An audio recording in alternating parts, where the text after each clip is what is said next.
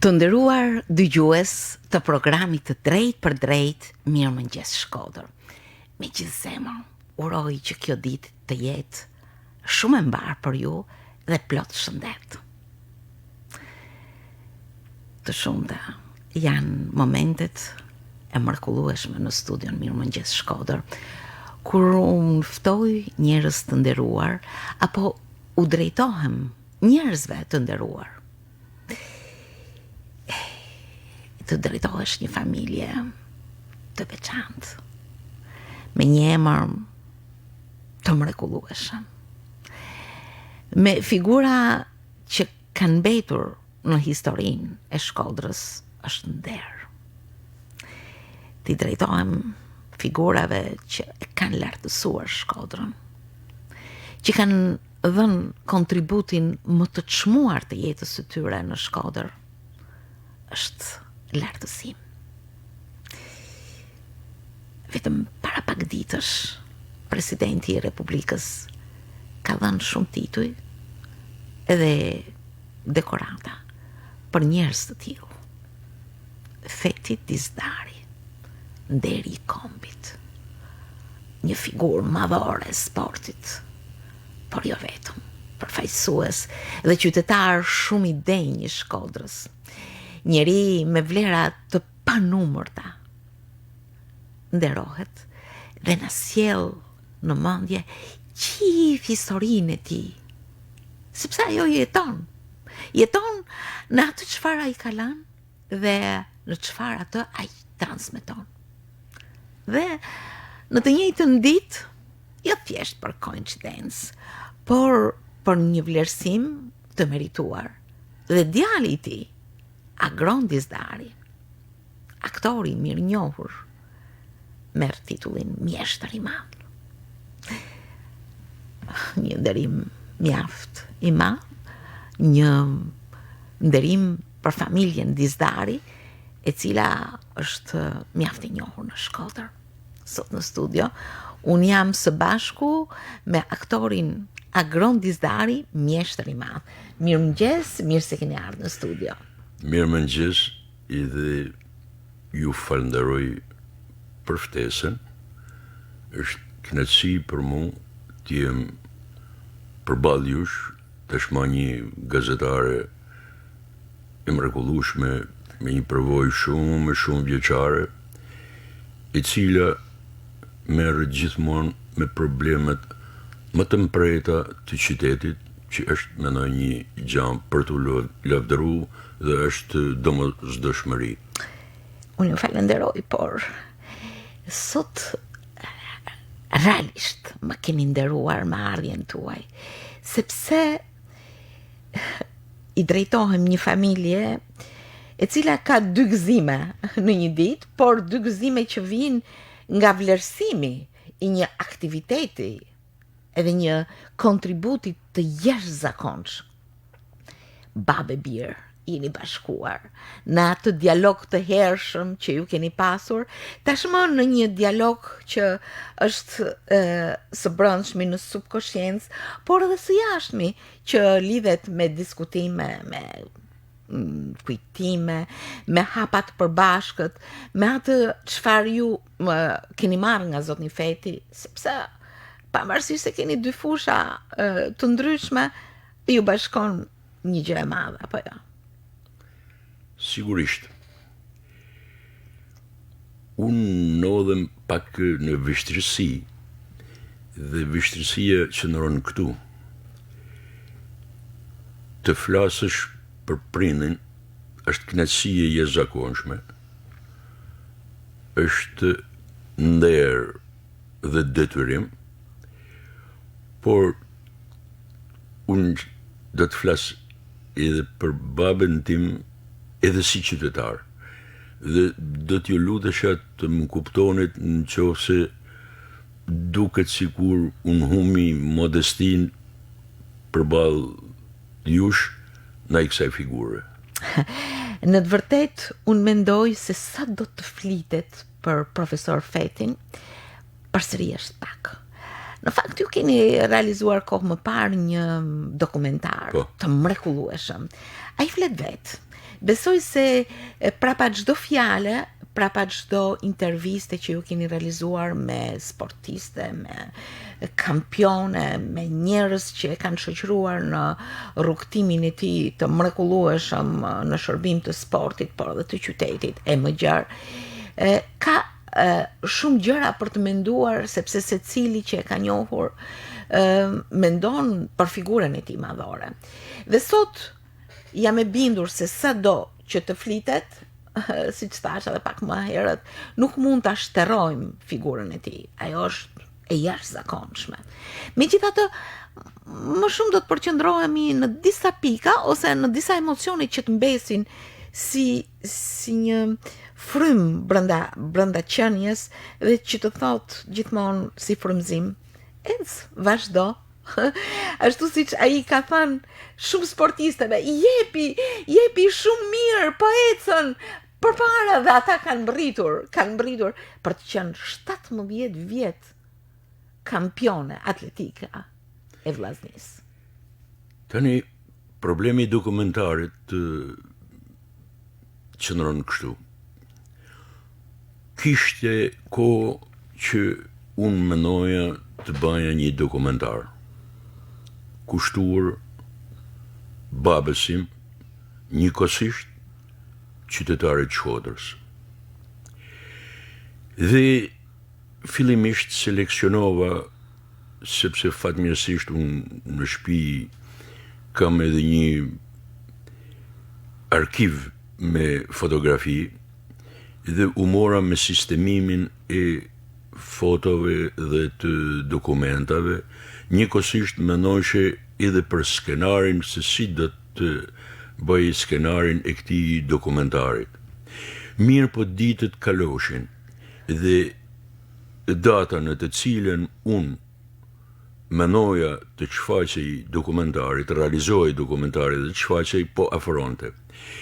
Dhe për çdo ditë, jo një herë, po 2-3 herë në ditë, ishte e me shoqe që më ngacmonte, nga ndonjëherë edhe më kërkonte llogari, se pse kam met kaq mrapa.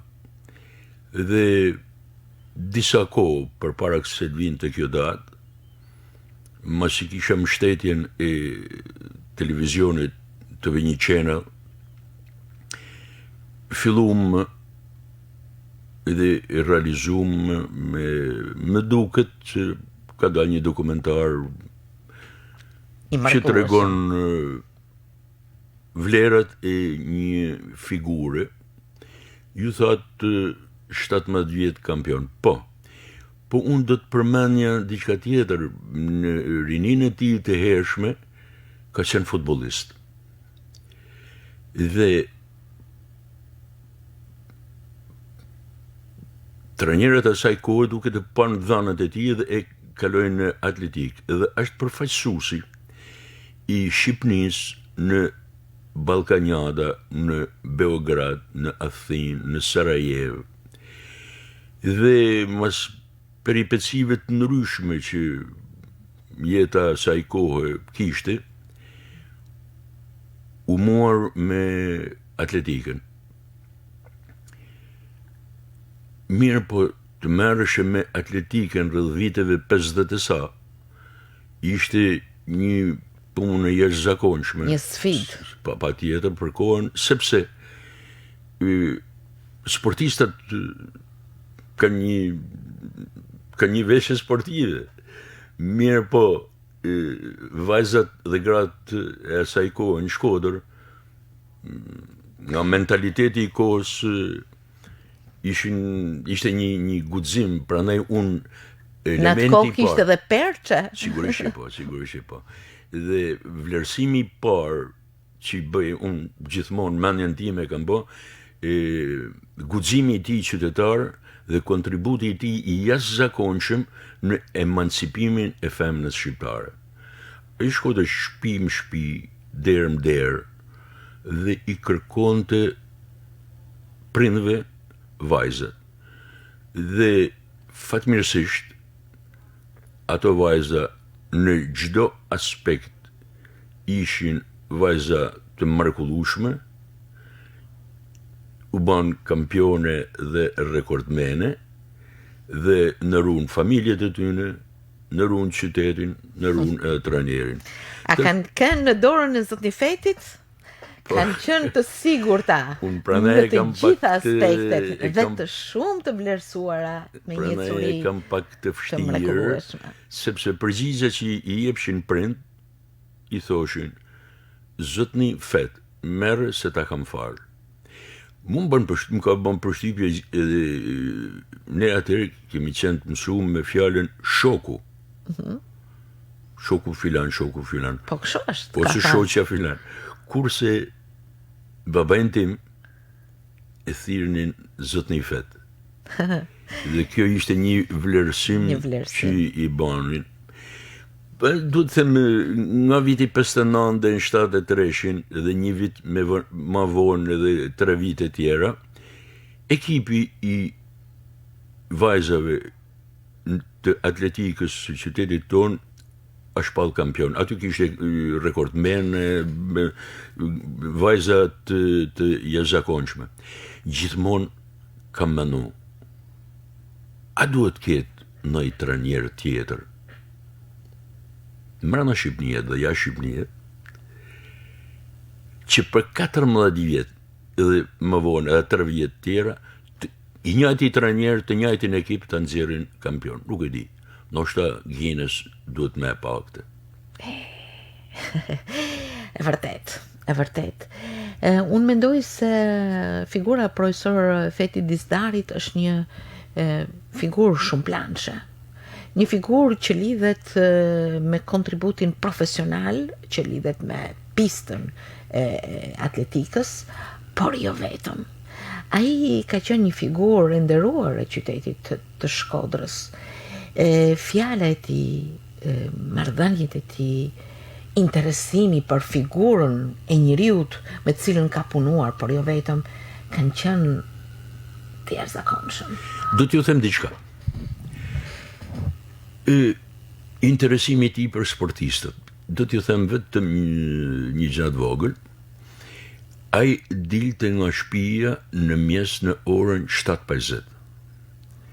Ka pas një regjim ditor të jashtëzakonshëm të rrallë. Në 7:50 dilte nga shtëpia dhe shkonte para komitetit ekzekutiv. Dhe para komitetit ekzekutiv ai prirte zyrtarët e kohës, kryetarin e bashkisë asaj kohe, të njerin Bilal Paruca, dhe drejtorat e ndërmarrjeve të ndryshme që vinin aty ose shkonte kënë në ndërmarrje. Cila ishte arsyeja? Arsyeja ishte që të sistemoheshin të gjithë atletët dhe atletët të sistemoheshin në punë. Dhe kjo ishte pothuaj se një herë në javë, sepse stadiumi moshej për çdo ditë me atletë dhe atletë të ri. Dhe më kujtohet që jo vetëm kryetari i komitetit ekzekutiv luante një rol të jashtëzakonshëm në punësimin e atletëve, por edhe drejtorët e ndërmarrjeve.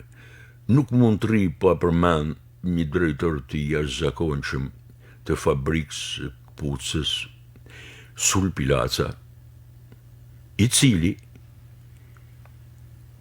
e kishte mush fabrikën e tij me kampion dhe rekordmen të atletikës shqiptare.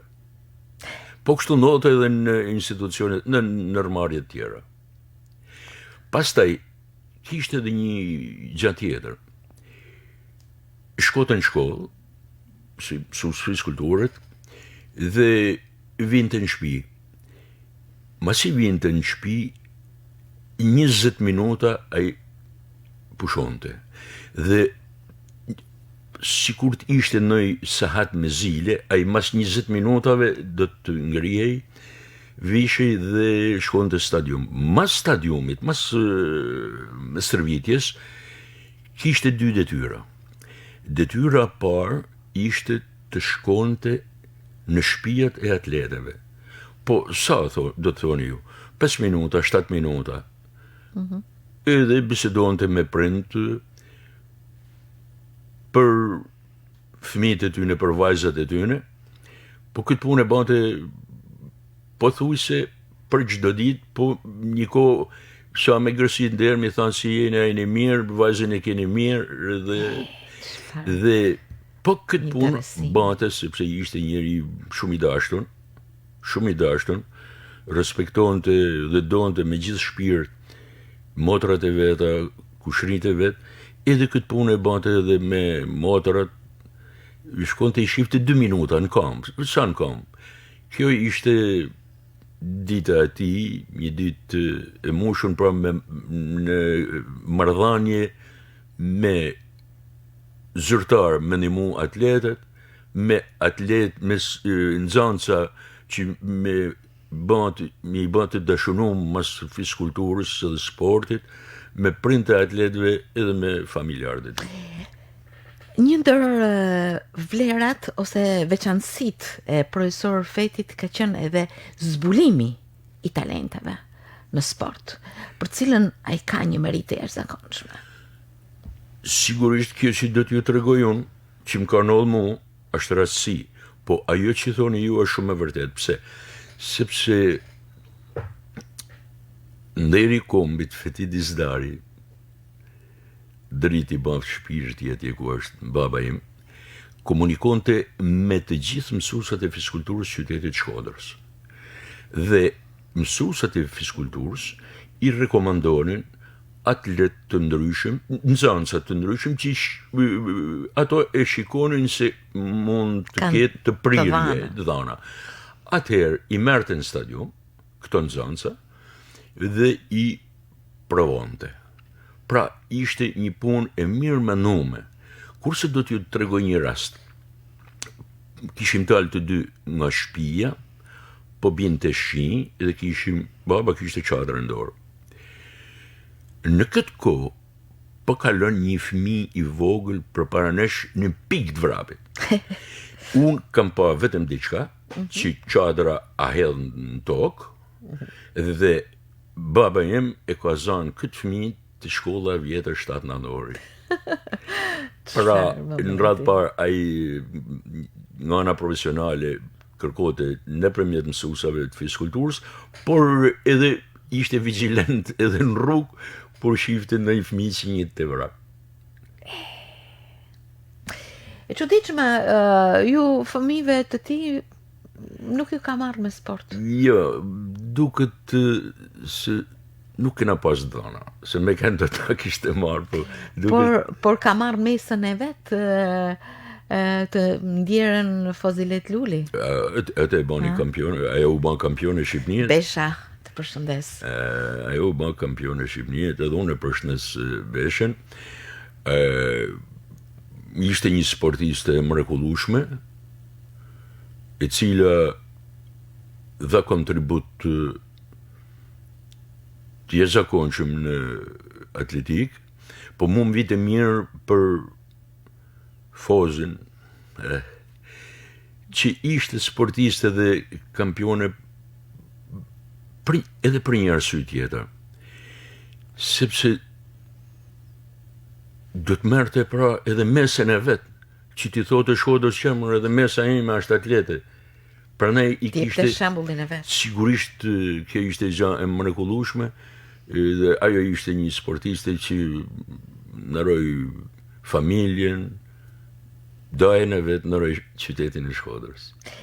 Një ndër veçanësitë, siç mund ta mendoj, është se profesor Feti i ka frymëzuar ato vajza atlete të cilat kanë pasur edhe ata oscilacionet e veta të brendshme, mundem të realizoj, nuk mundem, po e lë, po e vazhdoj, e tjerë, ato thirrjet, thirrjet e ngrohta, ec, vazhdo, je afër, jepi, deri në momentin e fundit kanë bërë që ato të arrijnë rezultate të shkëlqyera. Ky është frymëzim. Në qoftë se do t'i referohemi dokumentare, që dokumentari referohet jetës së tij, po? Aty unë kam nxjerrë kryesisht janë 5-6 atlete titullare. Sigurisht që po. Dhe ka qenë shumë autoritar. Po ka qenë shumë i dashur. Ka qenë shumë i drejtë. Dhe të gjitha këto kanë bën që mësuesi tyne, trajneri tyne, të zëvendësonte prinin në këtë aktivitet, në proceset sportive, në aktivitetet sportive. Dhe ishte shumë i ashpër kur kishte ndajsan tepër të vogël, jo ma gjanat maja, po tepër të vogël ishte shumë kështu që ato shpesher, për shembull Adile Doni i thote jo vetëm Zotni Fet, i thote herë Zotni Fet, herë Xhafet. Edhe tjera. Dhe mund ka bën përshtypje një diçka që edhe sot që kanë kalu shumë vite, përpara disa ditëve, një sportiste e nderuar e qytetit tonë, Angelina Gurakuqi, u dekoru. Mori një titull. Dhe fjala parë që tha Angelina, këtë dekorim, tha, këtë titull, unë ja kushtoj Zotni Fetit. Është përpjek si një prind që me i dhon fëmijës edukat, edhe sigurisht anën profesionale, atletiken, dhe pikrisht ato sportistët e tia flasin me kaq shumë pasion, me kaq shumë mall, sa që të bëhet zemra mal dhe emocionohesh shumë të një. Janë të pakta fjalët gjithmonë para asaj që ndjen njeriu, në radhë të parë respektin edhe kujtimin e madhështisë një jete, por edhe kontributin që ai ka dhënë dhe që ka mbetur jo thjesht në kujtime, por si një vlerë e çmuar, si një rrugë, si një shkollë, e cila pavarësisht rrethanave, viteve, gjithmonë duhet jetë pikë referimi për sportistët në çfarëdo disiplinë qofshin ato. Më vjen mirë që unë në shtëpinë time kam një kam. Që ky kam është me foto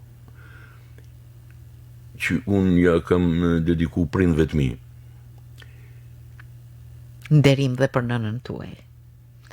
Sepse profesor Feti po të mos kishte pasur një familje të ngrohtë, do ta kishte pas më të vështirë. Ka qenë një mesë e jashtëzakonshme, kontributi i jashtëzakonshëm i nanës në shtëpi për edukimin, për rritjen, për mirëmbajtjen e shtëpisë, punte për çdo gjë. Sigurisht për çdo gjë ishte një gru e rrallë.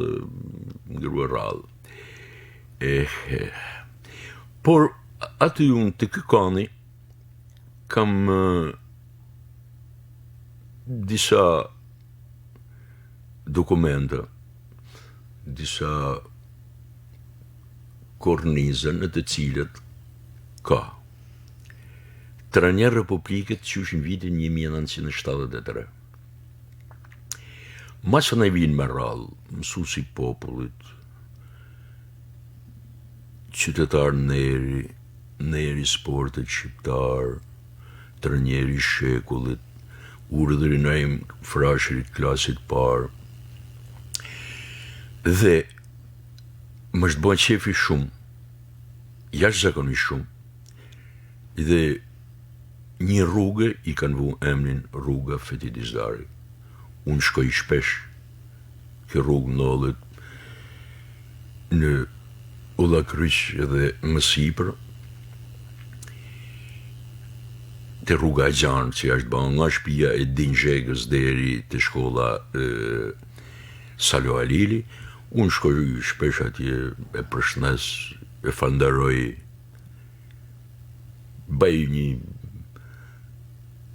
dialog me të shpesh herë, sepse e falenderoj jo vetëm si bab, por e falenderoj edhe ju thash mos më quni jo modeste, edhe si qytetar.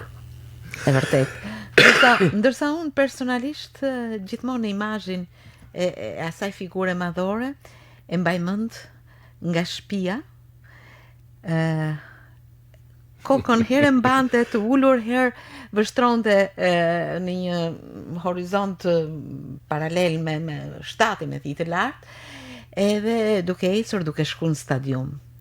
Një ritual i përditshëm që do ta gjeje e vështirë të mos e takoje profesor Fetin gjatë kësaj rruge, dhe të mos e nderoje qoftë edhe me figurën e tij, edhe me pamjen e tij, edhe me çdo gjë të impononte respekt. Nuk e di, është bashkuar ju në fillimet tuaja keni qenë mësues në Zagor për 7 vite dhe atë vend, siç kemi biseduar edhe në një intervistë më pashme, e keni quajtur pavarësisht vështirësive, kohës, e keni quajtur një vend të mrekullueshëm për ju, për njerëzit, për bashkëpunimin që keni pasur.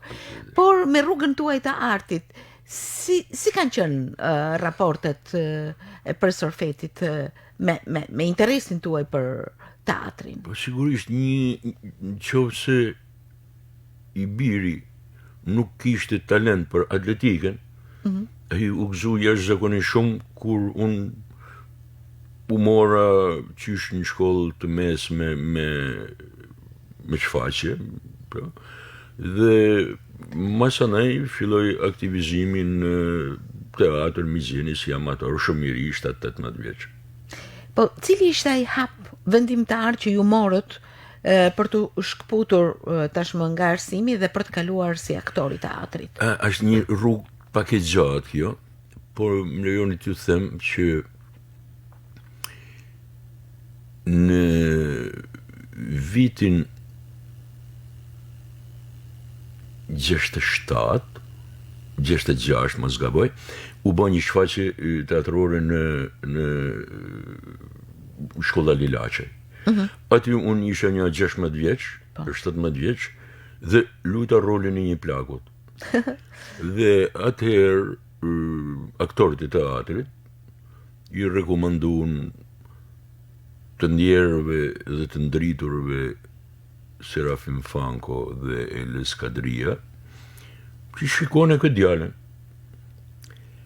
Dhe më morën, dhe shfaqja parë është 1968, një shfaqje për Skenderbeun, dhe shkum Tiranë. Masanaj, unë nuk pata fat me shku në Akademi të Arteve, se probleme ashtu ishin. Të hershme. Po, dhe shkova ushtar.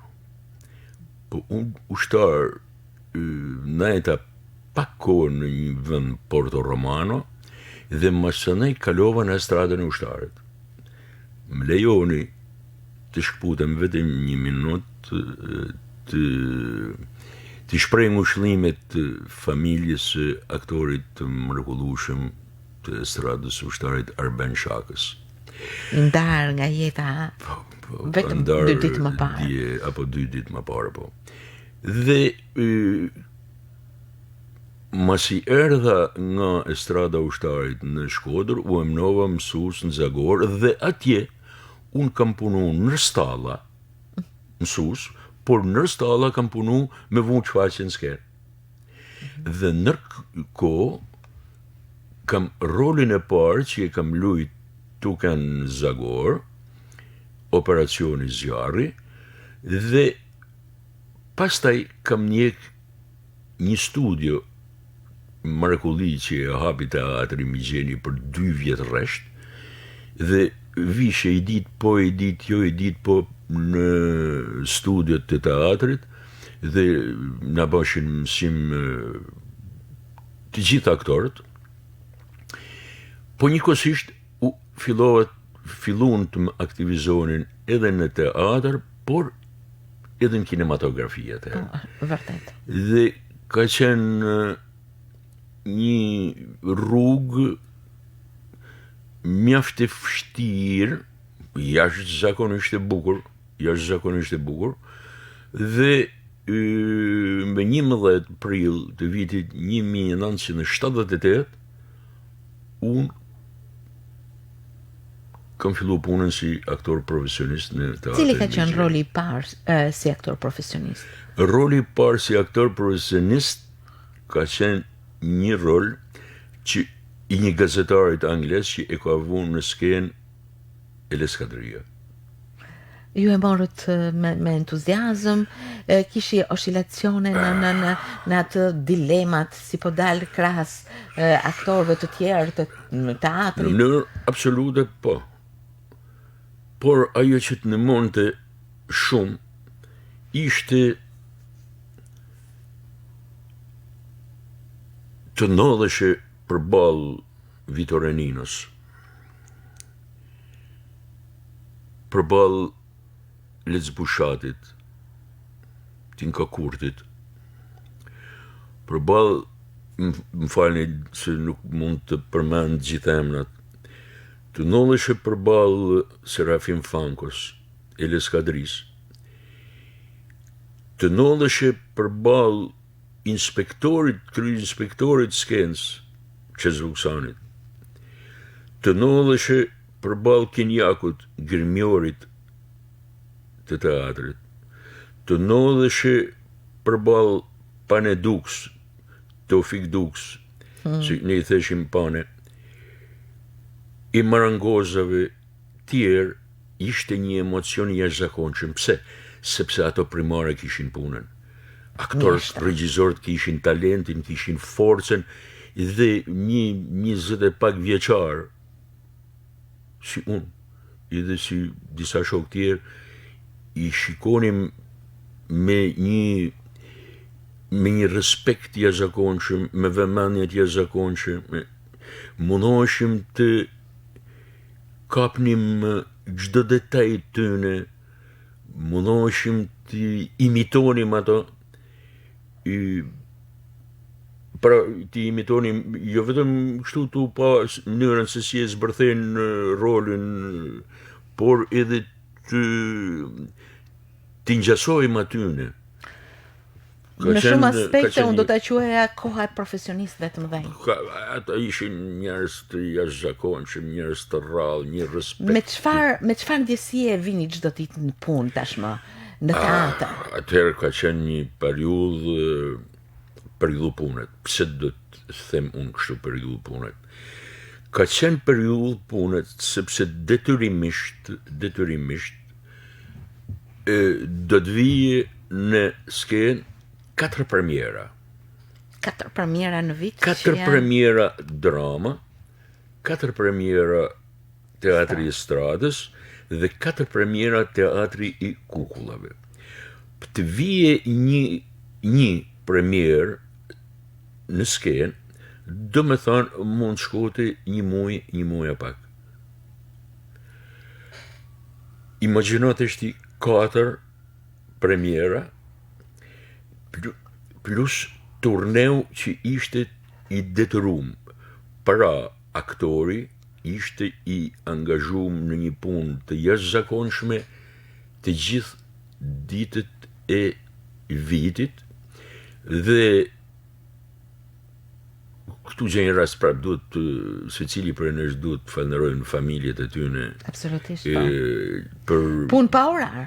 Punë me ndjesi, me zemër. Do të thonë, ne dilnim punë para dite, rreth orës 8:30, iknim në shtëpi pak mas dreket, diku nga 12:30, delshim punë 4, punoshim deri në 6, 7, si ishte koha. Bile, bashim edhe roje natët.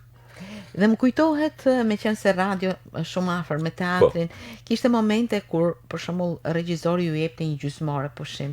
Dhe shpesh ka rastisur t'ju shoh edhe me teshat e rolit, ndoshta ndonjëherë. Sigurisht. Për të bërë pushim. Po çfarë ndjesie ka pasur tek qytetarët e Shkodrës? Çështja e Blertës për shembull, po marr vetëm një, se është e pa drejt të dallosh një, sepse kanë qenë të shumta. Mbaj mend që edhe nga dritarët kanë dashur të hinë spektatorët dhe ta frymëzosh spektatorin për një gjë të tillë, është Lejoni t'ju mrekullueshme. them, më lejoni me që ju përmend çështjen e Blertës, duhet t'ju them diçka. Çështja e Blertës ishte një Nderim për një dram mjeshtrin e madh Fadil Kraja. Sigurisht që po.